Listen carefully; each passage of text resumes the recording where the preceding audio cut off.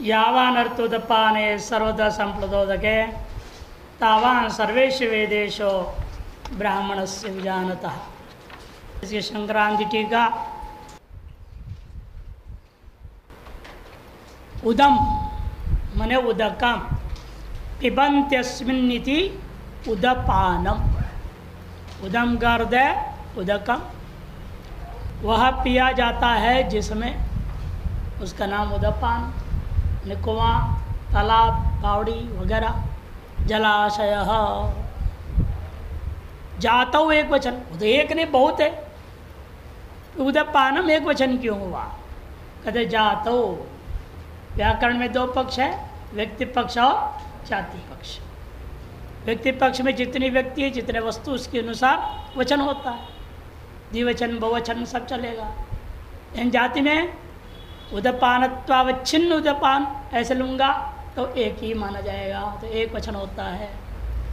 तस्मिन् उदपाने भूमौ सर्वत्र विद्यमान वापि कुप तड़ाक पुष्करणी नद नद्यादौ पुण्यतीर्थ यावत् परिमाणकः सिद्ध्यति। उस उदपान जलाशय इस पृथ्वी पर सर्वत्र पूरी दुनिया में घूम लो, जितनी भी विद्यमान है कुआं, बड़े कुआं, छोटे कुआं, तड़ाग, छोटे तालाब, बड़ा तालाब, पुष्करिणी, पुष्कर हैं, जहाँ चारों तरफ से सीढ़ियाँ बन जाते हैं नीचे उतरने के लिए, उसको पुष्कर कहते हैं। कुछ ये बंधा हुआ नहीं, उसको सामान्य खुला तालाब है।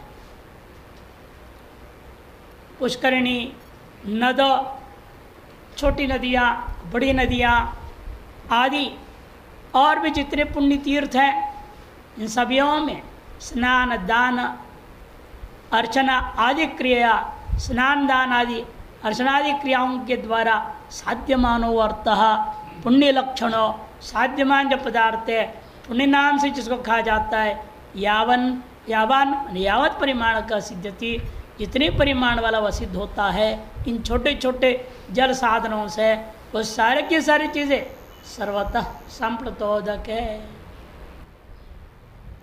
सर्वत्र संप्लुतम परिपूर्ण मुदकम यश स सर्वत्र संप्लुतोदक। सर्वत्र संप्लुतम, चार तरफ फैला हुआ है, पूर्ण रूपेण, परिपूर्णम मुदकम, पूरा जल से भरा हुआ है, जिसका नापना निर्णय लेना असंभव है, उसका नाम समुद्र है। यश स उसे कहते हैं सर्वत्र संप्लुतोदक समुद्र। तस्मिन्नेव, उसमें भी आप जो पूर्व में छोटे छोटे जलाशयों से आप कार्य करते थे, वे सब कार्य स्नान दान अर्चनादि क्रिया लभ्यमान पुण्य रूप अर्थस तावनि भवति। स्नान दान अर्चना आदि क्रियाओं से लभ्यमान जितना पुण्य है, वो सारा पुण्य उस समुद्र से भी हमें प्राप्त हो सकता है। गंगा आदि पुण्य तीर्थेषु तरतर पृथक पृथक क्रियमाण स्नान दानादि क्रिया लभ्यमान पुण्य विशेष ही समान परिमाण एव सिद्ध्यति, ये न तो न्यूनायते। गंगा आदि पुण्य तीर्थों में जहाँ जहाँ भी अलग अलग करके आपके द्वारा किए जाने वाले स्नान दान आदि क्रिया, उनसे लभ्यमान जितना भी पुण्य है विशेष, वो सारा पुण्य विशेष समान परिमाण है एक बार समुद्र में नहाने आदि करने से। समान परिमाण एवं पुण्यम सिद्ध्यति न ततो न्यूनायते, उससे कभी कम नहीं होता। शते पंचाशत न्याय न, न्याय है जैसे हस्तिपद न्याय, वैसे शते पंचाशत न्याय। यदि आपके पास 100 रुपया है, इसका मतलब आपके जेब में 50 रुपया भी है। भले कुतार के कोई कहे हमारे 50 रुपये है नहीं, 100 रुपया है, क्यों? नोट दिखाएगा, देखो 100 रुपये का नोट है, मेरा 50 रुपये का नोट तो है ही नहीं। कागज के आधार पर बोल सकता है, लेकिन वास्तव में वो कागज जो 100 रुपया का है वो 2 50 रुपये के बराबर है, 5 20 रुपये के बराबर है, 10 10 रुपये के बराबर है। अब अपने सोचने समझने वाली बात है। और 1 रुपये तो 100 के बराबर। इसीलिए आपकी दृष्टिकोण के ऊपर निर्भर है, नहीं तो वास्तव में 100 है तो उसके अंतर्गत 1 से 99 जितनी संख्याएँ हैं वो सारी सब उस 100 के अंतर्गत आ गया, समाविष्ट है। उसी प्रकार समुद्र में सर्व नदी तीर्थ आदियों के द्वारा प्राप्यमान जितना पुण्य है और सब समुद्र में स्नान दान क्रिया आदि करने से उतनी ही प्राप्त होती है। न तो न्यूनायते शते पंचात न्याय न परिच्छिन्न जलानाम गंगादीनाम समुद्रे अंतर्भावात, क्योंकि शते पंचाशत न्याय के अनुसार ये जो समुद्र है उसमें गंगा जितने भी क्षुद्र परिच्छिन्न जल है वो सारे जल अंतर्भूत हो जाता है, और जितने भी परिच्छिन्न है वो व्यापक में समाहित हो जाता है, अंतर्भूत हो जाता है। एवमेव, अब लौटते अपने में, एवमेव सर्वेषु वेदेषु ऋगादिषु, सकल वेद, शुक्ल यजुर्वेद, कृष्ण यजुर्वेद, ऋग्वेद, सामवेद आदियों में भी जितने भी कर्मकांड है सारे कर्म कर लो, जितना पुण्य होगा आपके वो। सर्वेषु वेदेषु ऋगादिषु प्रसिद्ध ही कर्मभिर याग यज्ञदान अध्ययन व्रत तपो योगादिभिर अन्यस्य पुण्य विशेष संपाद्यमान श्रुत्युक्त आनंद। जितने भी ऋगादि वेदों में प्रसिद्ध कर्म वर्णन किए गए हैं, प्रसिद्ध कर्म क्या क्या है, जैसे कि यज्ञ है, याग और यज्ञ अलग अलग बोल रहे हैं, याग यज्ञ, दान अध्ययन, व्रत तपो योगादि भी, ये अलग क्यों कर रहे हैं? याग और यज्ञ में क्या अंतर है? प्रत्येक का अंतर है, धातु तो यज ही है, याग में घई प्रत्यय हो गया और उसे यज नंग प्रत्यय तो यज्ञ बनता है। प्रत्यय भेद है, लेकिन प्रत्यय भेद ही नहीं, प्रत्यार्थ में भी भेद है। प्रत्यार्थ में क्या है? भाव है। भाव में लेंगे घई को तो क्या हो गया? याग का अर्थ होता है केवल दान। यज धातु का कितने अर्थ हैं? देव पूजा संगतिकरण दानेशो, उसे केवल दान अर्थ निकलता है। जब याग कहेंगे तो दान, देवताओं को दान देना याग है। इदम न मम, ये बोलना याग है। और फिर स्वाहा बोल के अग्नि में प्रक्षिप्त कर देने का नाम होम। होम को यज्ञ नाम से कर दिया। याग हमेशा देव द्रव्य त्याग का नाम याग, देवतोद्देशन द्रव्य त्यागो याग, त्यक्तस्य द्रव्यस्य अग्नौ प्रक्षेपो होम। ये याग और होम में अंतर है, और होम के लिए उन्होंने यज्ञ शब्द प्रयोग कर इतने। देवता को उद्देश्य करके आप द्रव्य को ले लिया और अग्नि देवता के लिए आप ले रहे हैं, मालूम है, कह दिया ध्वरियों ने, होता उसका स्तोत्र पाठ करेगा, यजमान हाथ पे लिए हुए उस अग्नि देवता का ध्यान करेगा। जैसे वशट कहेगा उसे दाग स्वाहा करना है, उसे पहले इदम न मम कहा जाएगा। यहाँ तक क्रिया का नाम याग है। इदम नमक के बाद जब अग्नये स्वाहा, अग्नये इदम न मम अग्नये स्वाहा जब करेंगे तब हो जाता है यज्ञ या होम, उसको कहा जाता है। त्यक्तस्य द्रव्यस्य अग्नौ प्रक्षेप होम, वो यज्ञ। ये अंतर ध्यान रखते हुए दोनों प्रयोग कर दिया है। मीमांसा में खूब इस पर विचार है। तो इसलिए कि यज्ञ, याग, यज्ञ आदि जो करके आपको लाभ मिलना है, दान अलग ले लिया, बाह्य दान याग हो गया, अंतर्वेदी दान, याग में क्या है? देवतोद्देश्य में आप त्याग रहे हैं, वो दान हो गया याग। और जो देवतोद्देश्य नहीं है, आप यहाँ लोगों को कपड़े बांट रहे, जूते बांट रहे, पैसे बांट रहे, खाना पीना दे रहे हैं, ये जो अन्नदान आदि हो रहा है, ये दान बहिर्वेदी दान कहा जाता है। वो अंतर्वेदी दान जो होता है वो याग है, और बहिर्वेदी दान को सामान्य दान शब्द से ही कहा जाता है। दान आदि जो क्रिया है, उन सगल क्रियाएं और भी आदि क्या लेंगे? अध्ययन, व्रत, तप योग इत्यादि अन्यश्च पुण्य विशेष ही, अन्य भी जितने पुण्य विशेष है उनके द्वारा संपाद्यमान श्रुत्युक्त आनंद, संपाद्यमान क्या है? श्रुत्युक्त विभिन्न स्तर के आनंद प्राप्ति, एक मानुष आनंद से लेकर के प्रजापत्यान तक विभिन्न आनंदों की प्राप्ति होती है कर्मकांड के और उपासना का करने से। सार्वभौमादि ब्रह्मांत, वही बोल दिया, सार्वभौम ने एको मानुषांत, संपूर्ण पृथ्वी का राजा, युवा, दृढ़िष्ठ, बलिष्ठ, विद्वान इत्यादि वर्णन किया। एक मानुषानंद सार्वभौम आनंद है वो, वहाँ से लेकर के ब्रह्मा पर्यंत के जो आनंद है, भिन्न प्रकार के आनंद है, उन स्तर हैं, 100 गुना ज़्यादा आनंद हुआ करता है। उसको पुनः पुनः शतगुणी तो स्पष्ट कर दिया, जो कि पुनः पुनः कैसे है? 100 गुना है। यावान भवती, वो सारे आनंद जितने भी होगा कुल मिला करके वो संपूर्ण आनंद, तावान आनंद विजानतः, वो सब उतने आनंद आपके अपने आत्मा को जानता हुआ पुरुष को मिल जाएगा। जो ब्रह्मज्ञानी है, जो आत्मज्ञानी, आत्म साक्षात्कार जिसको हो रहा है, वह व्यक्ति को संपूर्ण आनंद अनुभव में हो जाता है, पूर्णानंद अनुभूति होगी। विजानत सर्वम इदम अहम च ब्रह्मैव इति, क्या जान रहा है वो? सर्वम इदम अहम च ब्रह्मैव, जो कुछ भी यत्किंच जगत्या जगत, जो कुछ जगत में अनुभव में आ रहा है आपको, नाम रूपात्मक संसार, यह सब कुछ और मैं जो विशिष्ट रूप में दृष्टा श्रोता मनता मानते आया हूँ, वास्तव में सब ये भेदपूर्वक जो व्यवहार अभी तक चल रहा था वो समाप्त हो गया, वास्तव में ब्रह्म ही हूँ।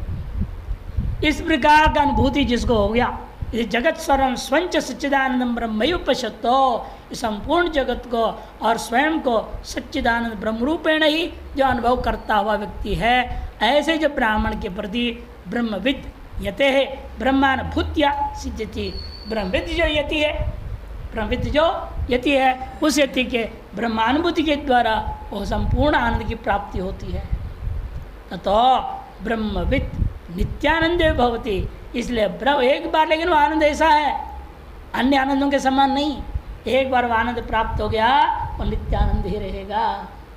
इसे महात्मा में नाम रख दे, नित्यानंद महाराज नाम भी रख देते इसे, पूर्णानंद महाराज। नित्यानंद जी बहुत बड़े सिद्ध महापुरुष हुए मुंबई के पास में। हाँ, उससे वो कर्नाटक से आए थे, वहाँ आकर के बस गए, पहाड़ छेद करके खोद करके गुफा बना के बैठ गए। बड़े सिद्ध माने थे, उनके चेले भी बड़े सिद्ध थे मुक्तानंद जी, और उनके आगे की कहानी मत पूछो, मत जानो कोई मत, परेशान मत हो। ततो ब्रह्मविद नित्यानंद भवति, उससे जो और आगे और कुछ भी नहीं है, वह ब्रह्मविद जो है वास्तव नित्यानंद ही हो जाता है। समोदते मोदनीयम ही लब्ध्वा, ये जो श्रुत है, ये जो श्रुति प्रमाण है, वह मोदनीय, वह आत्मा ब्रह्म को प्राप्त करके स्वयं आनंद रूप हो जाता है। समोदते यद्वा, एक व्याख्या हो गया जो कि भाषा अनुरूप व्याख्या है, उसका थोड़ा विस्तार करके भाष्य को इन्होंने एक तरह से बोला है। दूसरी अर्थ लेते हैं, उदपाने भूमौ सर्वत्र विद्यमान वापिक उपतड़ाक नद नद्याद जल प्रदेश विद्यमान जल रूपो अर्थो। यहाँ स्नान दान आदि को क्रियाओं में नहीं ले जा रहे, उसे जो पुण्य प्राप्त होने वाला उस तरफ नहीं ले जा रहे, सीधे जल ही ले लो। सर्वत्र जितना जल है वो सारा जल समुद्र से भी कम है, उसे ज़्यादा ही समुद्र में है। जल सामान्य को लेकर के घटा रहे। उदपाने मने भूमौ सर्वत्र, भूमि में सर्वत्र जो विद्यमान, क्या वापी बड़ी कुआं, कोप छोटा कुआं, तड़ाग छोटे तालाब, नद मान झरने, नदी आदो नद्यादो जल प्रदेशे जल प्रति विद्यमानो जल रूपोवर्तः अवतिष्ठति। विद्यमान जलरूपी पदार्थ जितनी है तावान सजल रूपोवर्त उतना ही जल, उससे बल्कि ज़्यादा जल सर्वदा संप्लुतोद के समुद्र है, सर्वदा व्याप्त जो जलमय जो समुद्र है उसमें एक कोण स्थित जल से अंशांश भवती यथा। मानो समुद्र का एक कोण में जितना जल होगा वही सारा जल समझ पूरे संसार में व्याप्त है।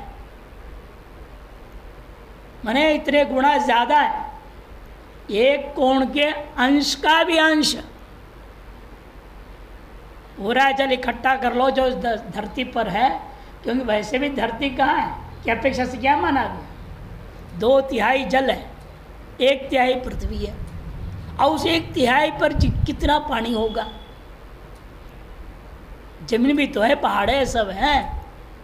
इसलिए कहते हैं कि जितना वह समुद्र के जल है वह वैसे समझो एक कोण स्थित जलस्य अंश अंशो भवति। एक कोण माने ये जो 8 दिशाएं हैं हमारी, 8 दिशाओं में से किसी एक कोण ले लो, ईशान कोण ले लो, पूर्व कोण, कोई भी एक कोण ले लो। उस एक कोण में जितना जल हो सकता है उसके भी एक अंश मात्र ही है, समझो समस्त पृथ्वीस्थ जल को। एवमेवा, ये जो ब्रह्मानंद के एक अंश के भी अंश नहीं है जो आनंद मनुष्य अनुभव करता है। यह बात बताने के लिए इस तरफ घटाया इन्होंने। तावान स जल रूपोर्थ सर्वसंप्लुत समुद्रे एक कोण स्थित जलस्य अंशस्याप्यंशो भवति यथा तथा वेदेषु शब्दादि विषयजातं विदन्ति जानन्ति वेदाः। वेदेषु का क्या लेंगे, केवल ऋग्वेद आदि नहीं, कर्मकांड नहीं, आप वेद का अर्थ ले रहे हैं शब्द आदि सारा विषय। शब्दादि विषयों को वेद अर्थ घटा रहे। देखिए, शब्दादि विषयजातं विदन्ति जानन्ति इति वेदाः। वेदेषु सर्वेषु विद धातु कर्तरी अच, विद धातु से कर्तरी में अच प्रत्यय कर दो, घय मत करो। कर्तरी में अच, जानन्ति जानने वाला, वेदा ब्रह्मादि पिपीलिकांता सर्वे प्राणिनः, और कर्मणि से हटा करके भी शब्दों को जानने वाले अर्थ ले, शब्दादियों को जानने वाला। कर्तरी में अच करो तो भी वेद बनेगा। वेदनम इति वेदा, भाव में घय करो तो भी वेद ही बनेगा। कर्ता कर्म भाव तीनों अर्थ में एक ही अर्थ शब्द बनता है। ऐसे जहाँ जैसे उच्च समझवा ले लो, या कर्तरी में ले रहे हैं। ब्रह्मादि पिपीलिकांता सर्वे प्राणिना, ब्रह्मादि से आरंभ करके पिपीलिका पर चींटी पर्यंत समस्त प्राणियों को वेदा शब्द से कह दिया गया। इसे बहुवचन वेदाः। वेदेषु सर्वेषु प्राणिषु पुण्यकर परिपाकवशाद इष्टा अर्थ सानिध्ये प्रतिमान आनंद रूप अर्थ यावान भवति। वेदेषु सर्वेषु मने सर्वेषु प्राणिषु अपने अन्य पुण्य कर्मों के परिपाक से इष्टार्थ की सानिध्य के कारण से उनको प्रतिमान जो सुख है, जो आनंद है, जितनी होगी समस्त पृथ्वी के समस्त प्राणियों को ले लीजिएगा, समस्त प्राणियों के जितना आनंद अनुभव किया जा रहा है, तावान आनंद रूप अर्थ, उतना आनंद रूप अर्थ सर्वतो संप्लुत स्थानीय ब्रह्मणि स्थित आनंदस्य लेशांशो भवति। ब्रह्म रूपा जो ब्रह्मणि, ब्रह्म में स्थित जो आनंद का लेश, एक अंश का भी अंश समझो, लेश का भी अंशो भवति। इसमें क्या प्रमाण है? क्योंकि श्रुति कह रही है एतस्यैव आनंद से अन्यानि भूतानि मात्रम उपजीवन्ति इति श्रुतयः है।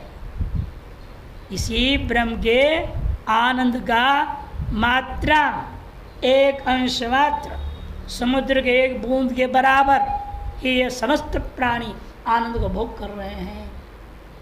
और पूर्ण आनंद मिल जाए तो क्या होगा इसको, हैं? इतने सी आनंद के लिए ही बड़ा फूल जाता है, अपने आप को बहुत बड़ी उपलब्धि समझ लेता है। अपना घर बन गया, बहुत खुशियाँ मनाता है। बेटे की शादी हो गई तो खुशियाँ मनाता है, लाखों रुपया फूंक देता है। क्षुद्र ये सब खुशियाँ हैं, ये आनंद है, ये सुख है, उसमें ये समाया नहीं जा रहा है, फुला जा रहा है। तो सोच लो, यदि पूर्ण आनंद अनुभूति हो जाए तो ज़्यादा तो लगता है मेरे को सीधे हार्ट अटैक हो जाएगा उससे। वो आनंद समाया नहीं जा सकता है, संभलेगा नहीं। इसलिए का बिना ईश्वर कृपा, गुरु कृपा, शास्त्र कृपा आनंद अनुभूति हो ही नहीं सकती।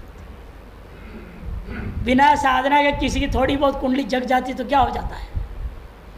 अधिकतर आधे पागल हो जाते हैं। अधिकतर जन्म जन्मांतर कोई साधना और कोई पुण्य की वजह से यहाँ थोड़ी थोड़ी खुजली हो जाती है, कहीं घंटी बजती है, कहीं जो है बिना बज जाती है, कहीं कुछ शब्द हो जाते हैं। इतने से ही आदमी सोच लगता है मेरे बराबर कोई योगी नहीं दुनिया में, और साधना वधना छोड़ देता है और फिरते रहता है इधर उधर। इसीलिए पार्शियल अवेकनिंग ऑफ कुंडलिनी एक भाग है। एक पुस्तक में स्वामी नारायण सरस्वती करके हुए स्वामी शिवानंद सरस्वती के शिष्य, उन्होंने बहुत सुंदर अध्ययन करके लिखा हुआ है पार्शियल अवेकनिंग ऑफ कुंडलिनी। जब आधा आधा कुंडली जग जाता है तो क्या होता है? वो जब विदेश में घूमते रहे, ऐसे आधे पागल योगी उनको बहुत मिले, बहुत मिले। तब उन सबका अध्ययन करके उन्होंने लिखा हुआ है किसके कहाँ तक जगने से क्या लगा उन्हें। उनका अनुमान है यहाँ तक किसी के बस मूलाधार से निकला वापस मूलाधार में चला गया, उसकी क्या दयनीय दशा है। स्वादिष्टान तक जग के वापस चला गया, उसकी क्या दुर्दशा है। मणिपुर तक आया और गिर गया वापस, उसका क्या है हाल। सबसे ज़्यादा खराब वो बोलते हैं अनाहत तक आकर के जो गिर जाता है उसके सबसे बुरा हाल होता है। और उन्होंने जो है पता नहीं कैसे सांकेतिक भाषा में कद नाम नहीं लिया उन्होंने, लेकिन उनकी भाषा से लगता है बोल रहे रजनीश को। जो सक्सेस समाधि कहा ना उसने, संभोग से समाधि, स्त्री का भूख बढ़ जाता है, प्यार का भूखा हो जाता है, और जो स्त्री थोड़ी भी प्यार कर दे उसके पीछे पागल हो जाएगा। और एक स्वामी महात्मा हुए बड़े, परमहंस स्वामी निगमानंद सरस्वती करके, उन्होंने 4 पुस्तक लिखे, 4 गुरु, योगी गुरु, तांत्रिकी गुरु, प्रेम गुरु भी लिखा उन्होंने। और उनको जो मिली वो अल्मोड़ा में मिली थी, प्रेम गुरु। ऐसे ऐसे सब ग्रंथ भी लिख दिए लोगों ने। ये सब जो है सम्यक कुंडली जागरण के अभाव के कारण से हो जाता है। आते उनको वेदांत में तो रुचि नहीं होती है, अन्य चक्रों में ही रह जाते हैं। वेदांत पढ़ना सुनना उनको पसंद नहीं। हाँ, बहुत खतरनाक होता है। यदि सही ढंग से उठा नहीं तो गड़बड़ ही गड़बड़ है। इसे बिना गुरु के देख रेख में अब लेकिन क्या कि किस जन को पुण्यवशात जग गया तो करे क्या? उसे प्रारकर्म ही ऐसा मानना पड़ेगा। हमारे पास में से कई लोग आए गए हैं तो हम वो तुरंत याद करते हैं, देखो वो जो बोले हैं वो यहाँ आ गया, सामने प्रत्यक्ष हो रहा है। एक तो फरीदाबाद से आते थे, बार बार बोलते थे स्वामी जी वही अवस्था मेरा दोबारा कैसे होगा। तो मैं उनको कहता था भैया आप डिग्री पास हो गए, अब फिर 10वीं में कैसे मैं दोबारा परीक्षा दूंगा? है ऐसे सोचोगे तो संभव है? उचित है वो? भाई आप साधना के ऊंची लेवल पे पहुंच गए और फिर दुखी हो रहे इससे, ये इसके पे से वो अच्छा था, मैं वापस वहीं जाऊं। जैसे आप बुढ़े हो गए, दोबारा बचपन में जा सकते हो, अब आपको अच्छा लगता हो कंची खेलने में, तो क्या बनोगे बच्चा दोबारा? इसीलिए वो बीत गई वो साधना काल, वो अवस्था, अनुभूति खत्म। अब आगे की ओर आगे हो, और आगे से और आगे जाने की सोचो, पीछे के मत उसको लेकर के मत बैठो। जितने भी समझाओ, नहीं हम एक बार दोबारा वो अनुभूति कराओ बोलते थे। फिर हमने उनको कुछ उपाय बता दिया, जाओ हो जाएगा दोबारा, लेकिन ज़्यादा नहीं चलेगा। 2-4 दिन अनुभव रहेगा, फिर आपको वापस आगे बढ़ना पड़ेगा। गए हो 6 महीने लगातार लगे रहे रहने का फल निकल गया। बहुत खुशी से आए झूमते हुए यहाँ 3 दिन तक उसी धुन में पड़े रहे, खाना पीना बंद, सब बंद। और चौथे दिन वहाँ से निकल के आए, बोले कि स्वामी जी अब तो हमको वही चीज़ दोबारा अनुभव हो गया ना, अब फिर आगे प्रार्थना नहीं करना उस अनुभव के लिए, फिर आगे के बढ़ो। अब आगे क्या करो, फिर आगे का बता दिया, फिर दोबारा आज तक आया ही नहीं बंदा। पता नहीं स्वर्गवासी हो गया कि क्या हो गया, तो भगवान जाने, फिर लौटा नहीं हो। इसलिए सब चीज़ें हैं कि बहरे के ये जो आनंद हमें अनुभव आ रहा है विभिन्न स्तर के, साधना के विभिन्न स्तरों में भी, लौकिक प्राप्ति के कारण से भी, घर द्वार मोटरसाइकिल गाड़ी घोड़ा के कारण से जिससे भी आपको आनंद हो रहा है, वो उस अंश का भी एक अंश मात्र ही है। इति स्वप्रतिबिंब लेशांश मात्रेण, स्व माने ब्रह्म के प्रतिबिंब क्या है, जीवात्मा, वो भी आनंद रूप है, उसका अंश मात्र है वो, इसका भी अंश मात्र है। स्वयं जीवात्मा क्या है, ब्रह्म का अंश है। मैं वांशो जीवलोके जीवभूत सनातन, उस जीव रूपी जो सच्चिदानंद है वो भी ब्रह्म का अंश है, उसका भी एक अंश अनुभव करता है बुद्धि और अहंकार आदि के द्वारा। इसलिए कहते हैं स्वप्रतिबिंब के लेशांश मात्रेण ब्रह्मादिकांत प्राणिजात तत् पुण्य विशेषतारतम्येन ब्रह्मा से लेकर पिपीलिका पर्यंत समस्त प्राणी समूह के द्वारा अपने अपने पुण्य विशेष के तारतम्य के कारण से सुख तारतम्य प्रथम सर्वत संप्रतोदक स्थानीयम अद्वितीयम सत्य ज्ञान आनंद घनम परम ब्रह्म विजानता एतदेव अहम इति स्वरूपत्वेन साक्षात्कृतवतः। सुख की तारतम्यता जो प्रदान करने वाला का जो पराकाष्ठा है, कहाँ है, सर्वत संपूर्णोदक स्थानीय विशुद्ध ब्रह्म है। अद्वितीयम सत्य ज्ञान आनंद घनम परम ब्रह्मैव, उसको विजानता, उसको अनुभव करता हुआ, क्या अनुभव कर रहे वो, एतदेव अहम इति, यह ब्रह्म ही मैं हूँ, मैं ही ब्रह्म हूँ नहीं, यह ब्रह्म ही मैं हूँ, दोनों में बहुत अंतर है। मैं ही ब्रह्म बोलोगे तो राक्षस बनोगे, और ब्रह्म ही मैं हूँ कहोगे वहाँ ब्रह्मज्ञानी होगे। क्या हमेव ब्रह्म का मतलब क्या, नान्य कश्चित, और अन्य कोई ब्रह्म नहीं, अन्य सब क्या, फिर गधे घोड़े, मैं ही मात्र एक ब्रह्म हूँ।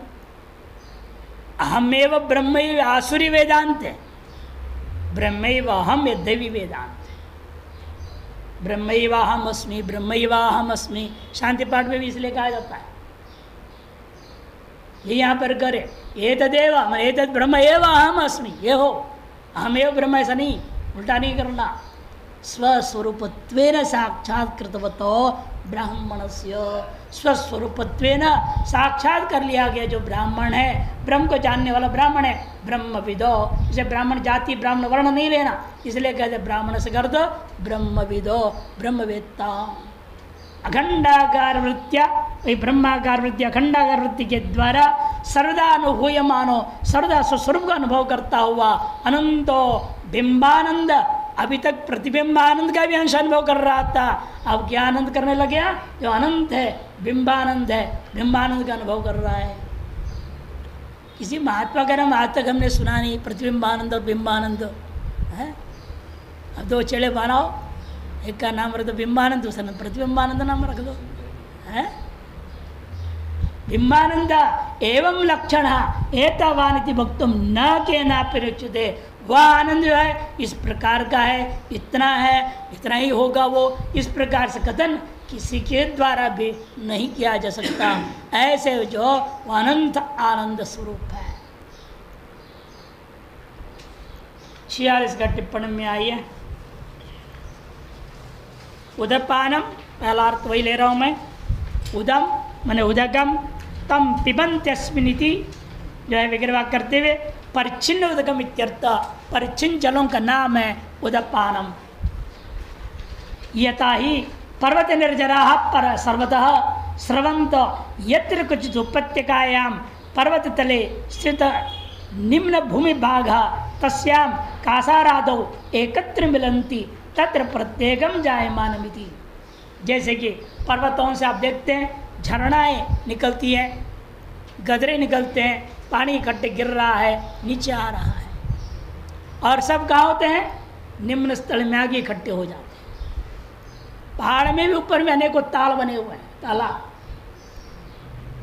फिर आगे और भागने की जगह नहीं मिला तो वहीं इकट्ठे हो गए वो। उससे भी आगे पहाड़ है, वहाँ वो जितने गहराई वहाँ पर था खाई उसे भर गया, उसके बाद नीचे जाते हैं, वो एक तालाब सा हो जाता है। नैनीताल, सहस्रताल, अनेक ताल इसमें भीमताल, पहाड़ों में ऊपर ऊपर में ताल होते हैं, उसको कहते हैं उपत्यका। संस्कृत में नाम क्या है? उपत्यका। वही कह रहे हैं हाँ, पर्वत निर्जरः सर्वत्र स्रवंत यत्र क्वचित उपत्यकाया, जहाँ कहीं उपत्यका मिल जाए वहाँ इकट्ठे हो जाते हैं। उपत्यका क्या चीज़ है वो स्पष्ट कर दिया आगे जो कोष्टक में लिखा है, पर्वत तले स्थित निम्न भूमि भाग। पर्वत तल में स्थित निम्न भूमि भाग, जहाँ पर जल इकट्ठा हो सके, उसको ताल शब्द से कहते हैं लोग। तस्या तार्श उपत्यकायां कासारादौ इत्यर्थ, कासारादियों में एकत्र मिलन्ति, जहाँ इकट्ठा होकर मिल जाते, तत्र प्रत्येकम जायमानम, वहाँ प्रत्येक में से उत्पन्न होने वाला सर्वम उदक प्रयोजनम, जो कुछ भी जल का प्रयोजन है, क्या? स्नानादि, स्नान दानादि, स्नानादिकम समुदिते जल समूह है, वह स्नानादि रूपा प्रयोजन समुदित जो जल समूह है, कहाँ? समुद्रे सूत्रनाम भवति, अनायासी सिद्ध हो जाएगा। तथा इति दार्ष्टान्त के द्रष्टव्य, उसी प्रकार अब दार्ष्टान्त में भी आप घटा लीजिएगा, जैसे भाष्य टीका में उसके अनुसार ब्राह्मणस्य ब्रह्म भावम प्राप्तस्य सन्यासिनः इत्यर्थ। यहाँ ब्राह्मण से वर्ण व्यवस्था, जाति व्यवस्था वाले को नहीं लेना, यदि ब्राह्मण का मतलब यहाँ ब्रह्म भाव को जो प्राप्त कर गया, ब्रह्मविद ब्रह्म भवति जो हो गया, ऐसे जो सन्यासी इत्यर्थः। अगला श्लोक सुप्रसिद्ध श्लोक है, उसके अवतरण का में भाष्यकार इतना ही कहते हैं, कर्मणीति, कर्मणीति इतना ही है। और तवच दो बार भाषी का है, यहाँ तवच नहीं होनी चाहिए, आगे तवच है। अवतरण की इतना ही है, कर्मणीति, मैंने सूत्र का जो श्लोक का एक शब्द को प्रतीक रूप में ले लिया। संक्रांति अपने अवतरण में कह रहे हैं, यद्यपि एवं लक्षण संपन्न से ब्रह्मितमस्य सर्वकर्म संन्यास अधिकार, इस प्रकार से जो वर्णन किया गया, परिपूर्ण आनंद से संपन्न जो ब्रह्मविद्ता है, ब्रह्मविद्ता ही नहीं, ब्रह्मविद तन, ब्रह्मविद, ब्रह्मविद तर, ब्रह्मविद तम, फिर से ब्रह्मविद वर्य भी आएगा। सप्त ज्ञान भूमिकाओं को लेकर के अलग अलग वर्णन करेंगे आगे जाकर के। यहाँ इस तरह के ब्रह्मविद तमस्य, ब्रह्मविद, ब्रह्मविद तर और ब्रह्मविद तम, उसी को वास्तव में सर्व कर्म संन्यास का अधिकार है। बाकियों को केवल सर्व काम संन्यास का अधिकार है, सर्व कर्म संन्यास का अधिकार नहीं। तथापि, यद्यपि ऐसा है, तथापि शोक मोहाविष्टत्वादि धर्मैर विचार्यमाणे नैत लक्षणम तो ही दृश्यत है। फिर भी तुम तो ऐसे नहीं लग रहे हो। किसको करें? अर्जुन को। भगवान कह रहे हैं तुम तो शोक और मोह से आविष्ट आदि जो क्षुद्र धर्मों से विचार्य माने नैत लक्षण तो ही दृश्यत है। एतार्श ब्रह्म ज्ञान और ब्रह्मानंद का लक्षण तुझ में घट नहीं रहा है। ततः इसलिए तव कर्मण्येव अधिकारो न तो ज्ञाने नापि च संन्यास है। इसलिए तुम्हारे लिए तो तुम्हारा अधिकार कहाँ है?